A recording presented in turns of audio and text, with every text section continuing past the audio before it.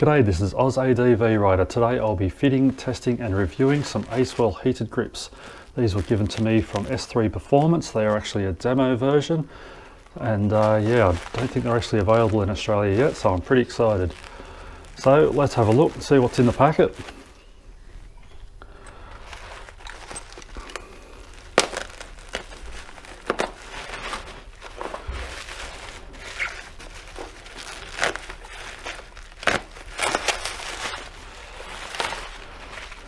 Wow, there's not much to them.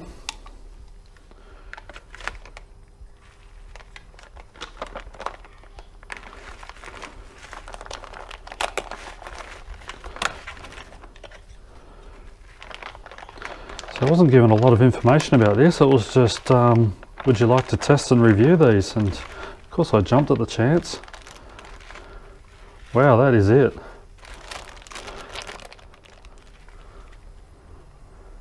And that is your controls just there. No control box.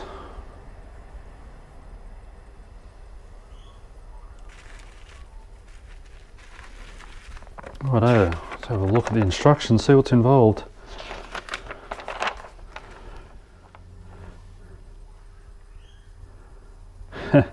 Do not hold the grips with bare hands. Always wear gloves to avoid burns. I guess they get pretty hot. Righto, features: Acewell grips fits any 7/8 bars to work with existing twist grip throttle tubes. Push button temperature controller and power level display built into the left grip, allows an easy installation. 5 levels of grip heat temperature with fast heat up power on. 5 color illumination of the control button to indicate selected temperature. Right there, so it looks like you plug the left grip into the right grip and then run that cable to the battery, and that's it. That sounds very easy. So this bike came with Oxford heated grips. This is the control panel here for them. Couple of minor issues. The previous owner had actually disconnected them because it was draining his battery. I plugged them back in. Wasn't an issue for me because I ride the bike regularly, but I had accidentally left them on a couple of times and nearly flattened the battery. They were only left on for 10-15 minutes. So to overcome that, I wired in a relay. I believe this issue is fixed on newer models. I think they turn themselves off. The other issue is the grips become worn, and when they heat up they become sticky. I've overcome that by fitting a cricket bat grip over the top of it. That one, as you can see, is pretty worn. It's due for replacing. I replace them about once every year or so. This one's starting to wear through. So we'll peel that off and have a look. Tear all the way through for me, is it? Yep, there we go. So as you can see, that's quite worn, and that actually becomes quite sticky when they're turned on. So what we'll do is I'll remove these and then we'll start fitting up the new ones. So I've finally removed the old grips. This is the old Oxford ones. Got your 2 grips, your control panel,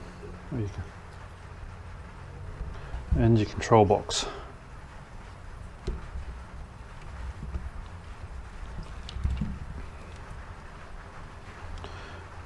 So this is the new grips.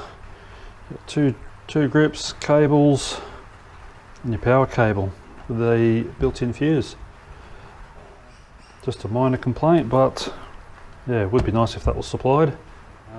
So yeah, we'll get them fitted up, we'll wire them up, and we'll give them a test. Instead of me just saying they're nice and warm, we'll actually check the temperature, and I'll check that power saving mode. So they turn themselves off when your battery gets down to a certain level. You can actually set the level that it turns off. The default setting is 12.2 volts, which sounds pretty good to me. Okay, so we've got the grips fitted up. So I haven't glued that side on. It was pretty tight fit anyway. And then if I'm not happy with where that button is, at least I can adjust it. So the left and right plug in there, and this is the cable. That's the plug to go back to the battery. Looking back at the instructions, it looks like there'll be bike specific plugs that'll plug straight into the wiring harness. So this one had this cable provided with the fuse, but it is not. If I'm to plug that in there, actually I'll plug it in so you can see better. Yeah. As you can see, it is slightly short. There's my battery.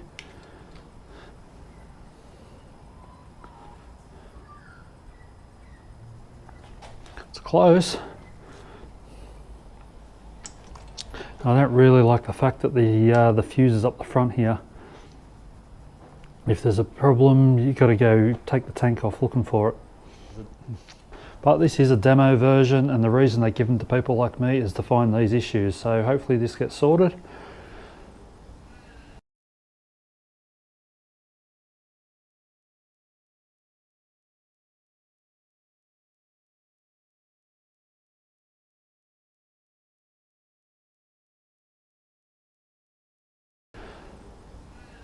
So yeah, I'm just going to make up my own little cable. It's only 2 wires, a positive and negative. It's nothing special. So I'll just solder that to plug into a longer wire, longer cable. So we're all wired up now. I just cut the plug off, joined it to a longer cable, run it right up to the battery, and I connected the fuse up the battery end of the bike. I don't like the idea of it being tucked up under the tank where you can't get to it if something goes wrong. Well, I think it's time for a test.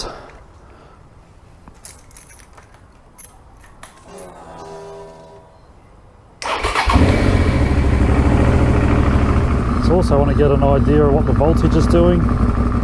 So we've got about 14.8, 14.9 volts. Cool. So we hold this on.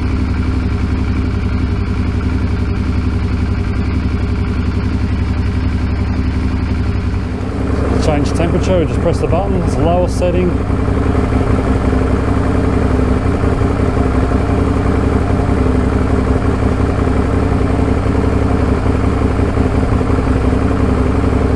They're getting nice and hot now.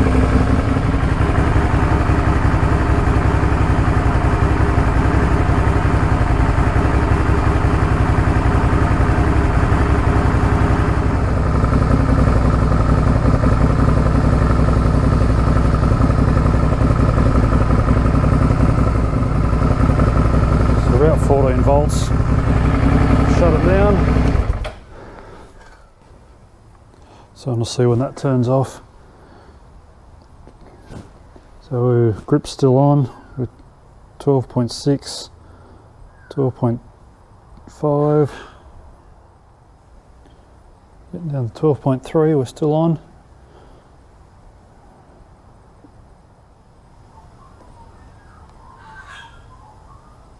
And there we go.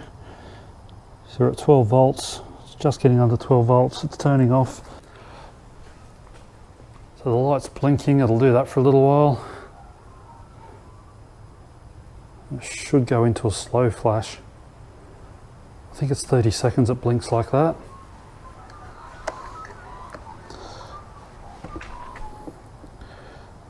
Oops.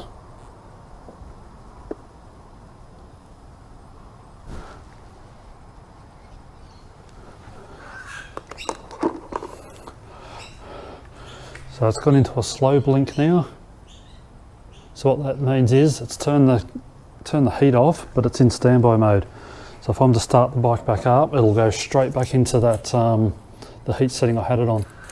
You don't have to turn it back on again.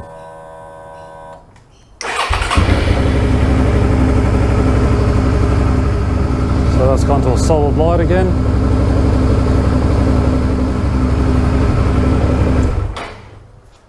So that'll wait till the voltage drops again. Then it'll go into standby mode. It does that for 10 minutes, then shuts down completely.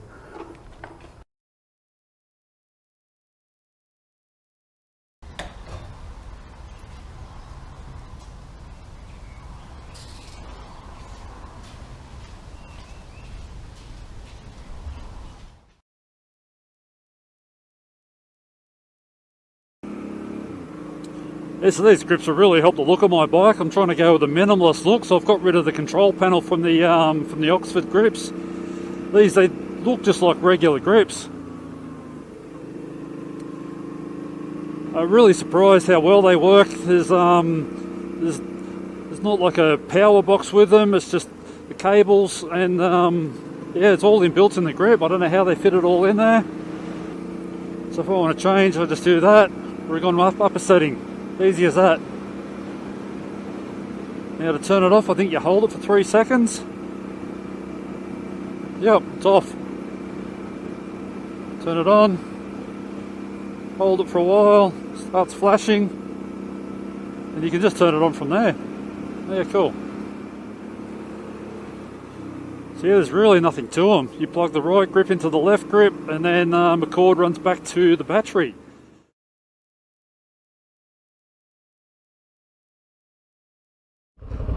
So I've been having a bit of trouble accidentally changing the temperature, and I've even managed to turn it on accidentally. I've just twisted the grip a bit more, so now it sits in this part of my hand, and that's fine while I'm sitting riding, but being an adventure bike, I stand a lot. So we'll go hit a bit more dirt and just suss it out. So that's on blue. See if it stays there. I think it's more when I was on muddy tracks before, and I was probably just tensing up and gripping a bit tight. After a longer ride, I was starting to find some issues where I was accidentally adjusting the temperature, but I think it's a matter of just getting the grip in the right position.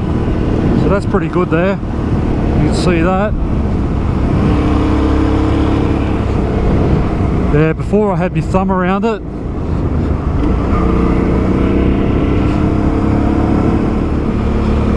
Now I wish this one wasn't glued so I could match them. I've got Acewell up there and one down there. Oh well.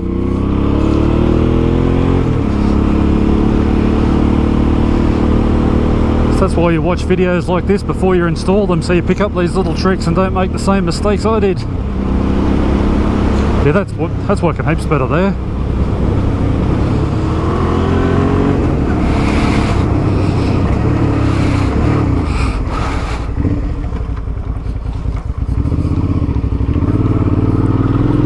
We're still blue. How about we hit a bit of mud? I'm not going to go all the way up this track because I know how steep and slippery it is. Oh, far out. I don't think I could make it if I wanted to. Holy crap. Oh dear.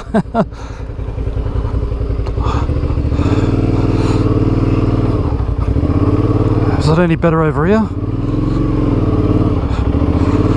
Oh, I don't think so. I'm going to have to try and get back there.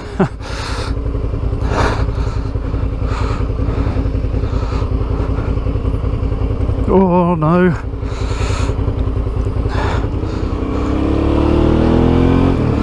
Okay, so that was slippery, some hills.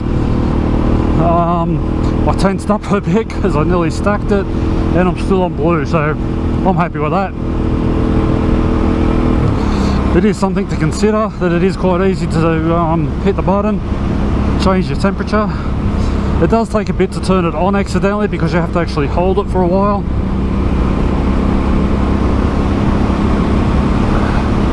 So just keep in mind, if you're installing these, just really be careful where you put that.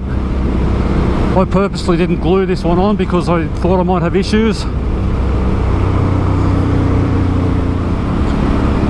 So thanks a lot to S3 Performance for giving me the opportunity to try out these grips. Really happy with them. Just some minor issues with the accessories, but I'm sure they'll get that sorted. I still don't know how they managed to cram everything into the grip itself without having anything external. They look awesome, they feel good, and we'll just have to wait and see how they last. I will do another review at the end of winter to see how they survived. So yeah, keep an eye on the channel for more info. Thanks a lot for watching, and I'll see you next time.